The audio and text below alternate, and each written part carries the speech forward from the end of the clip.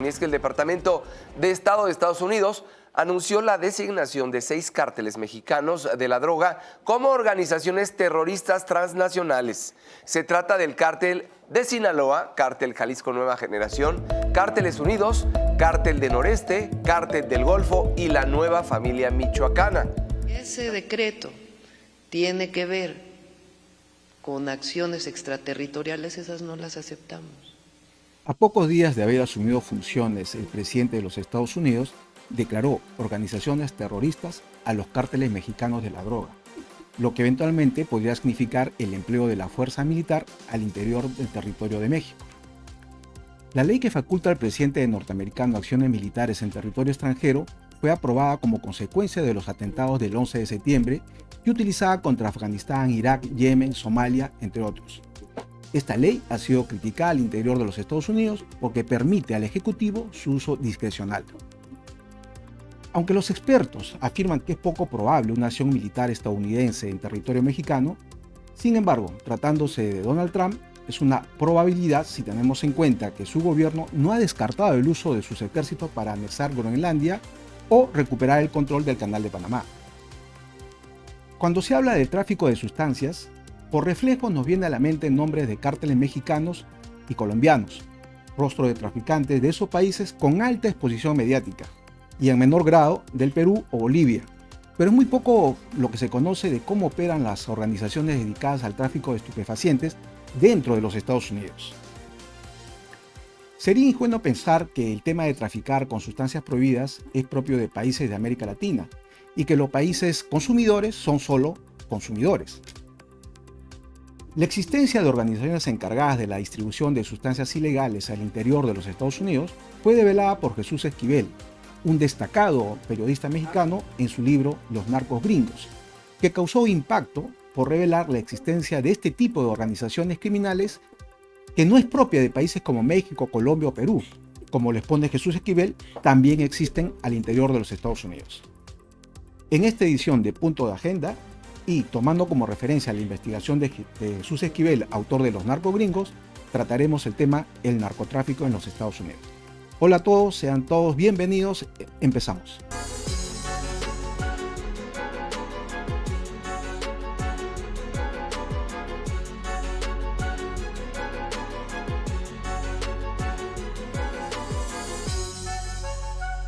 Como se dijo al inicio, cuando se trata el tema del tráfico de sustancias ilícitas, nos viene a la mente nombres de carteles mexicanos como el de Sinaloa, Jalisco, del Golfo y otros más, precisamente declarados terroristas globales por el Departamento de Estado de los Estados Unidos. También nos viene a la mente nombres de traficantes que incluso hasta películas o series de televisión tienen, como Joaquín Guzmán, el Chapo del cartel de Sinaloa, Rafael Caro, apodado El Príncipe, o Amado Carrillo, conocido como el Señor de los Cielos, o Sandra Ávila, conocida como la Reina del Sur, y si de colombiano se trata, está Pablo Escobar del cartel de Medellín. Películas o series de TV como El Señor de los Cielos, La Reina del Sur y tantas otras han contribuido a crear en el imaginario colectivo la narrativa que solo al sur de los Estados Unidos se encuentran los narcotraficantes. Veamos lo que informa un noticiero mexicano. De nueva cuenta los Estados Unidos, porque allá también necesitan ayuda para ubicar a los narcotraficantes, pero narcotraficantes estadounidenses, porque a pesar de las evidencias aseguran que solo hay cárteles mexicanos y colombianos. En su narrativa del combate al narcotráfico, la DEA en Estados Unidos atribuye la problemática a grupos criminales del extranjero, principalmente de Colombia y México. Difunde nombres de cárteles y capos mexicanos, pero poco habla de los estadounidenses. Justamente, el cine y la televisión han contribuido para que países como México, Colombia, Perú o Bolivia sean considerados e identificados no solo como los únicos que elaboran la droga y que la trasladan a los Estados Unidos, siendo este su mayor consumidor, es considerado la víctima, situación que se agrava aún más con el evidente deterioro en la salud de la sociedad estadounidense, la cual se puede constatar en poblaciones como Filadelfia, con el consumo de la droga sintética denominada fentanilo. La problemática del incremento de consumidores de drogas o de adictos no ha sido enfocada desde una perspectiva de salud pública, sino más bien considerada solo en los países que se encuentran al sur de los Estados Unidos, en donde existen organizaciones criminales lideradas por cabecillas mediáticamente expuestos, lo cual nos trae como consecuencia el no visualizar el tema de manera integral, tal y como lo manifiesta el periodista Jesús Esquivel en su investigación denominada Los narcos gringos, en donde nos expone que en el país del norte existen redes de distribución a cargo de brokers que compran y acopian las mercancías, las almacenan y las reparten a través de dealers que utilizan a las pandillas o los clubes de motociclistas con alcance nacional que viajan por todo el país, o tal vez familias de rasgos anglosajones que simulan ser vacacionistas y se encargan de su distribución y entrega para su comercialización, al menudeo por los Estados Unidos.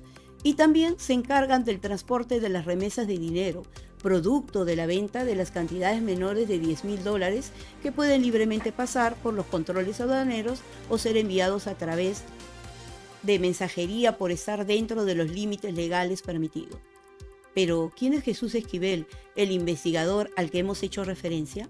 Es un periodista mexicano, autor de diversas investigaciones, convertidas en libros como A sus órdenes, mi general, Las operaciones secretas de la Policía Federal, la DEA en México y otros más. Desde 1988 es corresponsal en Washington, D.C., acreditado ante la Casa Blanca y el Congreso Federal y el Departamento de Estado de Estados Unidos. Trabajó como editor y productor de Televisa. Se ha desempeñado como analista político en varios programas de radio y televisión de cadenas como National Public Radio, CNN, Univisión, Al Jazeera, Telesur de Venezuela y RCN de Colombia. En la sinopsis del libro Los narcos gringos podemos encontrar: es la investigación periodística que faltaba para completar el mapa del narcotráfico. Jesús Esquivel ha conseguido develar los entresijos del narcotráfico en Estados Unidos al sumergirse en la lectura de incontables expedientes judiciales, además de entrevistar a informantes claves. De San Francisco a New York hasta Chicago, describe con minucioso detalle los ingeniosos trucos del que se valen los brokers, los artífices del tráfico de estupefacientes para llevar sus mercancías al interior de la Unión Americana y lavar el producto. Dentro de la reseña del libro también encontramos este párrafo: los narcos gringos no solo usan camisa de seda italiana o botas de pieles de animales exóticos, tampoco gruesas cadenas de oro y mucho menos relojes caros con incrustaciones de diamantes. El prototipo del narco gringo es una persona común y corriente que viste un pantalón de mezclilla, camisa o camiseta, que no usa anillos ni conduce autos caros. Es decir, es discreto, nada ostentoso ni chirriante, como nos muestra las series de televisión cuando de traficantes latinos se trata.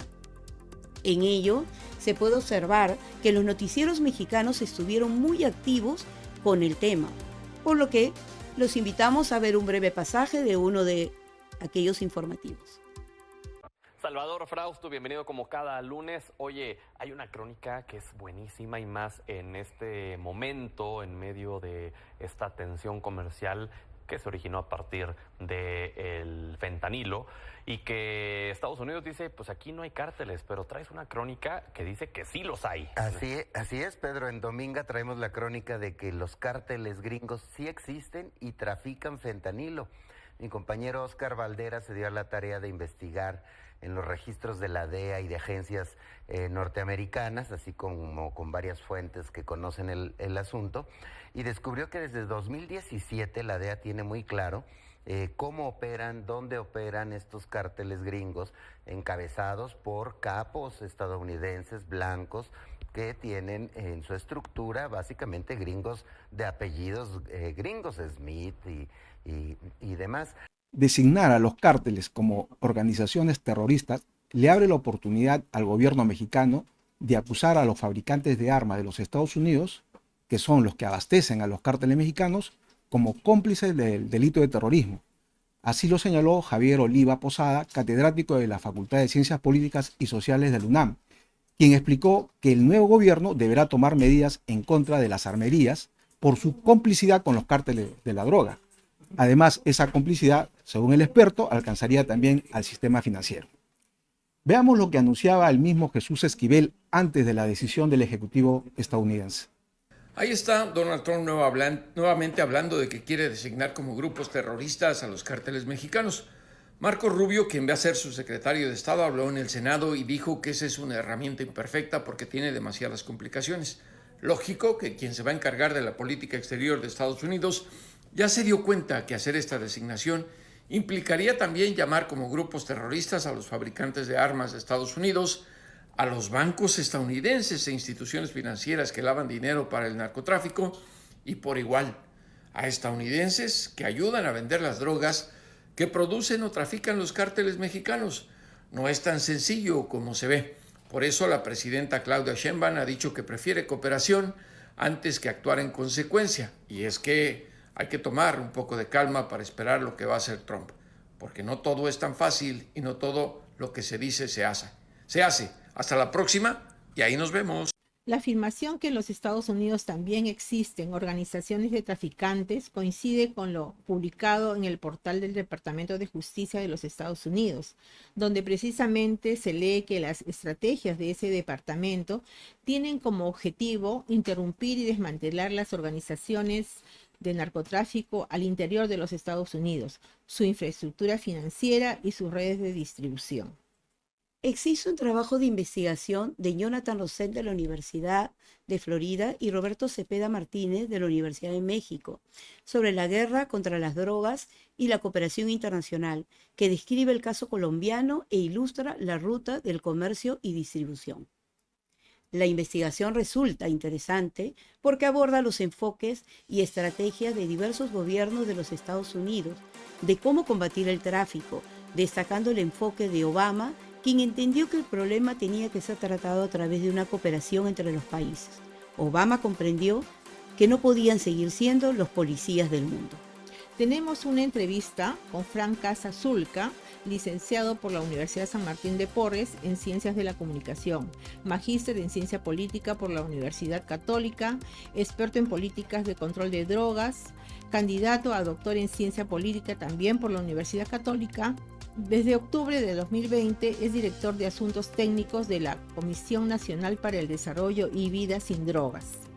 Durante el 2015 al 2020 fue director del Observatorio Peruano de Drogas.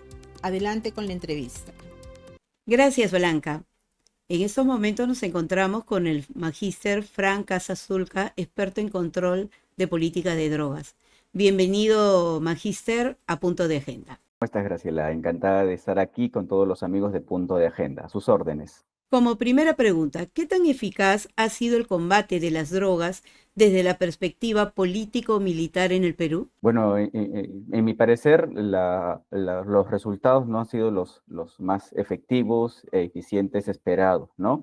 En la medida que el mercado de cocaína, que es finalmente la droga que más trascendencia tiene a nivel internacional y que afecta al Perú, pues se mantiene estable desde hace más de 70 años aproximadamente, ¿no?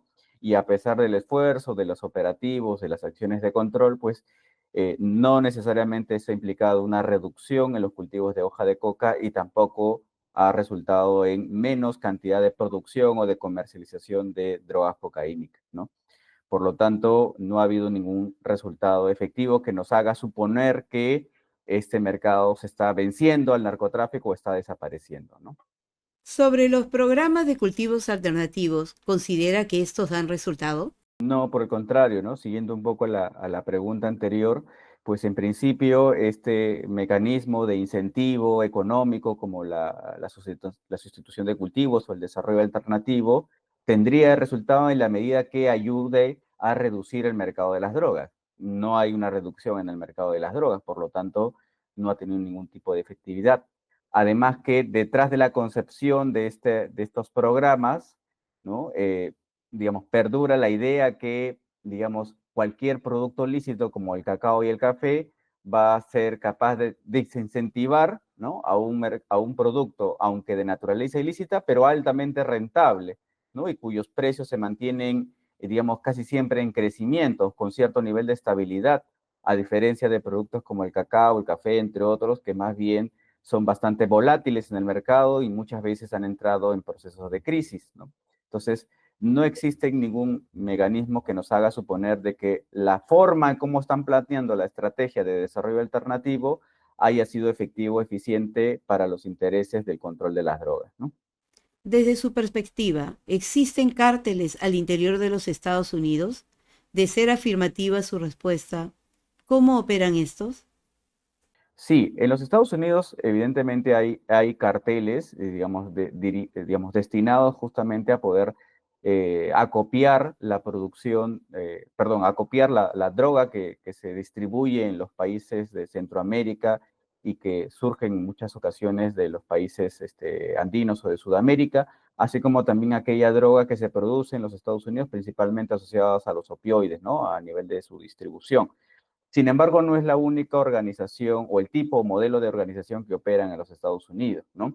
Existen también otras formas de organización que no necesariamente operan bajo la lógica de la estructura jerárquica, típico modelo cártel o mafia, por ejemplo, sino más bien como redes difusas, mucho más desconcentradas, descentralizadas, pero que operan bajo, digamos, operaciones muy específicas, ¿no? Y para ciertas actividades también altamente especializadas, lo que hace mucho más difícil su control, ¿no? Por ejemplo, para la protección de las rutas, por ejemplo, para la conexión con otros compradores, entre otras actividades del fenómeno, ¿no? Entonces, lo que encontramos en los Estados Unidos, así como también en otras partes del mundo, digamos, son múltiples formas de organizaciones criminales que operan de una manera no necesariamente integradas, pero que siguen una lógica de planificación, que es la lógica de la cadena de suministro de dichas drogas, ¿no? Ya sea de cocaína, que es lo que nos involucra a nosotros, o de otras drogas más internas, como a ellos, que también les preocupa el tema de los opioides, ¿no? Ahora bien, tomando en consideración la investigación de Jesús Esquivel a través de su libro Los narcos gringos, ¿cuál es su opinión respecto a la ausencia de información o investigaciones de la forma como se distribuye la droga en los Estados Unidos? Si hoy en día este país está considerado como el máximo consumidor de narcóticos en el mundo. Sí, efectivamente, es un punto muy interesante abordar el tema de la gestión de la información o de los datos, porque sin datos, sin inteligencia no se puede operar, ¿no?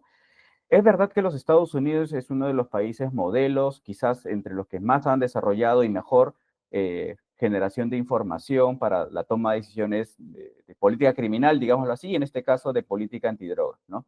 Sin embargo, no deja de tener vacíos, ¿no? Uno de sus grandes vacíos que nos involucra a nosotros como país es el tema de no necesariamente tener los mejores procedimientos para identificar la fuente de la droga, ¿no? De dónde viene la droga.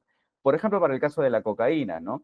Ellos desarrollan una metodología, al cual se le llama, ¿no? el análisis de trazabilidad de drogas, ¿no?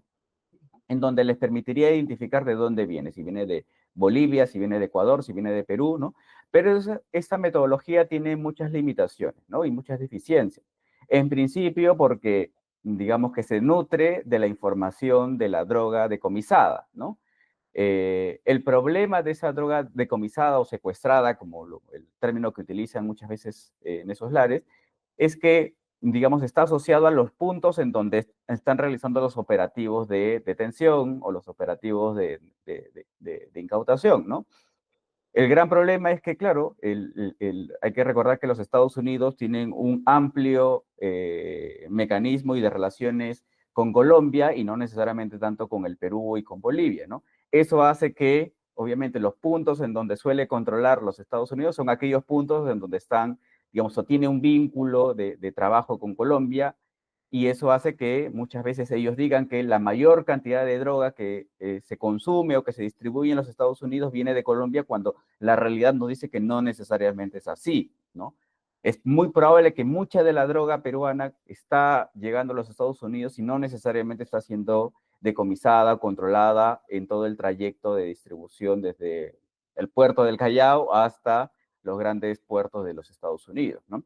Y ahí hay un gran problema, ¿no? Porque, digamos, si no, habría que discutir hacia dónde se va las casi más de 1.000 toneladas que se producen en nuestro país anual. Es verdad que el mercado europeo es uno de nuestros grandes importadores de cocaína, pero no es el único hemisferio donde se consume, ¿no? Entonces, es posible que en los Estados Unidos se esté produciendo y, sin embargo, no se esté midiendo.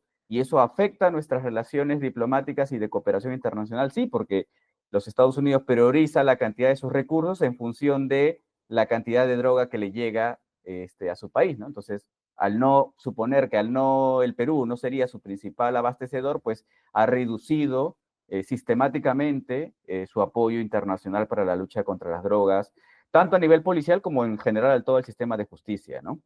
Muchas gracias por la entrevista y nos vemos en una siguiente oportunidad. Ha sido todo un gusto para mí. Espero volverlos a ver. Que tengan un buen día. Para concluir, el trabajo de investigación de Jesús Esquivel resulta importante porque revela la existencia de un aspecto del problema poco conocido al interior de los Estados Unidos. País que no solo tiene consumidores, tiene también una vasta cadena de comercializadores. La Comisión de Sentencia de los Estados Unidos, que es una agencia federal, reveló en su portal web algunos datos sobre condenas impuestas en el año 2023. Por ejemplo, el 83.6% de los individuos condenados por tráfico de droga fueron hombres. La edad media de los sentenciados era de 38 años y casi el 90% de los condenados eran ciudadanos estadounidenses. Hasta la próxima edición.